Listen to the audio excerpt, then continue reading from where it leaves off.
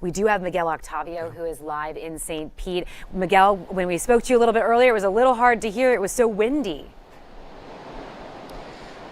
Courtney, that's really the case here. Still very windy conditions. We were over closer to Vinoy Park, hoping to show you some of the storm surge and that wind that you can see right now. But clearly those conditions were deteriorating, getting unsafe. But I can tell you that storm surge looking very strong. And that's really the conditions we're seeing out here in downtown St. Pete. We are still on much higher ground. Perhaps we can show you just how strong those trees are swaying at the moment. But all day long, there have been people just surprised to see how strong the flooding has been. Even when it wasn't raining, even before these windy conditions were really picking up. So like Dave mentioned there's just a lot of concern from people about what their homes could look like, particularly in the Shore Acres neighborhood, for instance. We followed up with people days before the storm.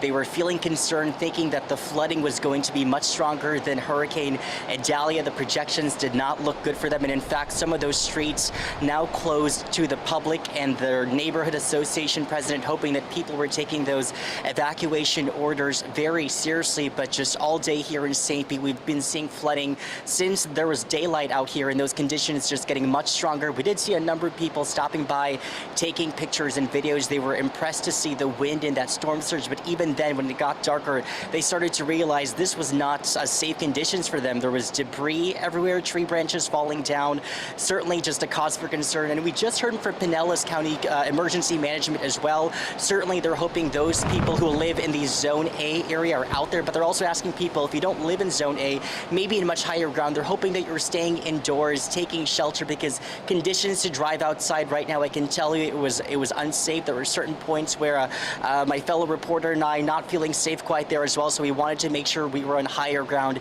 and making sure we were also taking shelter to report on some of these conditions we're seeing out here in Pinellas County. Courtney and Dave. Yeah, downtown St. Pete, of course, Miguel, is a lot of it's on the water there, and there's North Shore Park, there's Straub Park, there's Vinoy Park. Do you know if those parks are taking on water tonight?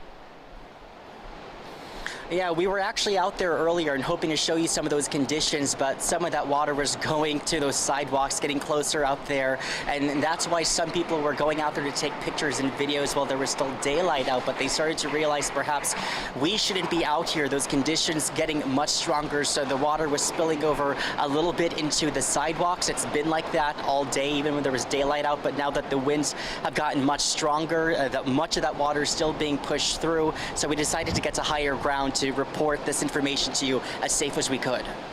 All right, Miguel, definitely you be safe. And